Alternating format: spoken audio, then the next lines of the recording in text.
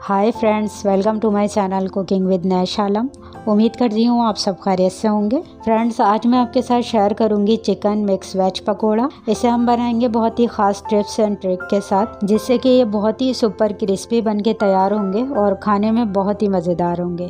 तो चलें फिर स्टार्ट करते हैं हम अपनी इस रेसिपी को। रेसिपी अच्छी लगे तो इसे लाइक और शेयर कीजिएगा और चैनल पर पहली बार आएँ तो इसे सब्सक्राइब ज़रूर कीजिएगा।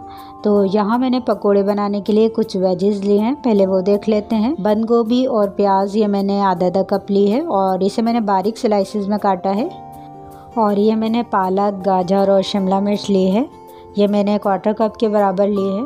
तो इन तमाम चीज़ों को मैंने बारीक स्लाइसेस में कट किया है ताकि अच्छे लच्छेदार और क्रिस्पी पकोड़े बनेंगे। 4 से 5 टेबल स्पून हरा धनिया, इसे भी अच्छे से वॉश करके बारीक काट लेंगे। और इन तमाम वेजेस को अब हम एक बाउल में ट्रांसफ़र कर लेंगे।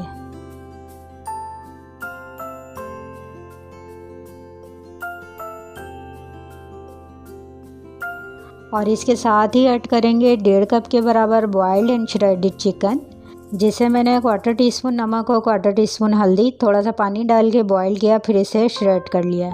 2 से 3 हरी मिर्चों को मैंने बारीक बारीक चॉप किया है, ये भी इसमें शामिल कर देंगे। और अब पहले इन तमाम चीज़ों को मिक्स कर लेंगे, फिर बाकी के स्पाइसेस शामिल करेंगे।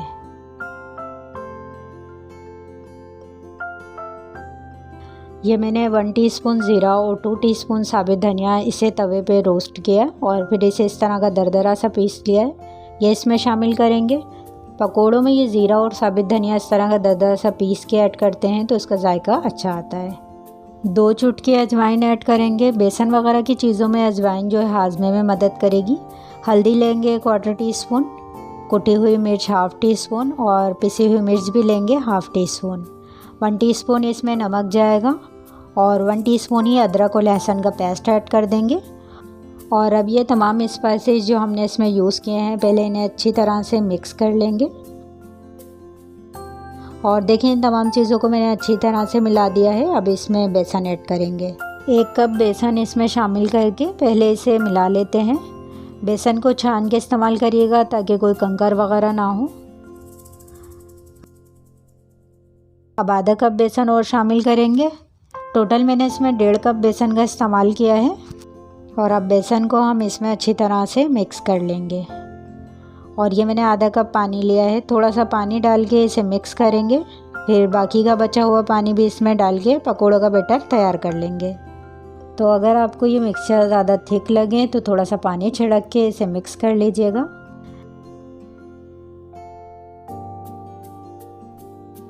देखें इसे मैंने मिक्स किया है। अब इस तरह से हम पकोड़े का बैटर उठाएंगे और इसे इस तरह लच्छे की तरह ऑयल में डालेंगे। इस तरह से गोल करके या टाइट करके हमें पकोड़े नहीं डालने हैं, क्योंकि फिर पकोड़े जो हैं अंदर तक पक नहीं पाएंगे और क्रिस्पी भी नहीं होंगे। पकोड़ों की ऐसी शेप अच्छी लगती है, बस ऐसे उठाया और ऑयल में ड्रॉप कर दिया। इस तरह से फिर ये लच्छेदार और क्रिस्पी पकोड़े बनके तैयार होते हैं। तो यहाँ देखिए मैंने ऑयल को मीडियम गरम कर लिया है। अब इसमें हम एक एक करके पकोड़े का मिक्सचर उठाएंगे और ऑयल में ड्रॉप करते जाएंगे, जितने भी इस पैन में आसानी से आ जाएंगे। पकोड़े डाल के 2 मिनट तक इसे मीडियम फ्लेम पे पकने देंगे। और 2 मिनट पकने के बाद जब ये जान में आ जाएंगे तो इनकी साइड्स को चेंज करेंगे और गैस के फ्लेम को मीडियम लो करके इन्हें पकाएंगे ताकि ये अंदर तक पक जाएँ और क्रिस्पी भी हो जाएँ। तो आपने भी गैस के फ्लेम का ध्यान रखना है, ज़्यादा तेज़ आंच पे इन्हें फ्राई नहीं करना, वरना इनका ऊपर से तो कलर आ जाएगा और ये अंदर से कच्चे भी रह जाएंगे। और ऐसे देखें जैसे मैंने फ्राई किए हैं, क्रिस्पी और कुरकुरे लग रहे हैं ना। तो इसे हमें ऐसे लगातार चलाते हुए अलट पलट करके फ्राई कर लेना है। और फिर निकालने से पहले गैस के फ्लेम को हाई करके इसे हम इस छन्ने से निकाल लेंगे। गैस के फ्लेम को हाई करके निकालने से ये ऑयल अपने अंदर जज्ब नहीं करेंगे।